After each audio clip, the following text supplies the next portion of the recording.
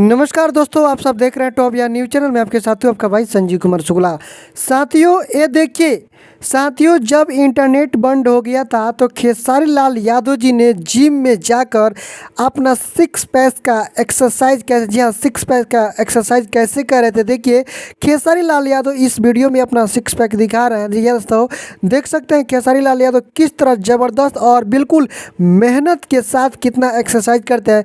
दोस्तों आपको बता दें कि कोई भी हीरो होता है ना, बिना एक्सरसाइज के वह फिट फाट नहीं रह सकता, यानी कि वह फुलफिल नहीं हो सकता है। कोई भी अगर सॉन्ग ही, अगर रिकॉर्ड का वीडियो सॉन्ग शूटिंग हो रहा है, जब तक वो फिट नहीं होगा तब तक उसका शरीर फिट नहीं होगा तब तक वो अच्छी तरह से वो शूटिंग कर ही नहीं पाएगा। तो इसलिए दोस्तों कभी कभी थोड़ा थोड़ा मेहनत करना पड़ता है, कभी कभी शरीर को भी थोड़ा देखना पड़ता है, क्योंकि शरीर अगर कंफर्टेबल रहेगा तो अच्छा से अच्छा कोई भी गाना फिल्म होगा वो अच्छा ही बनेगा।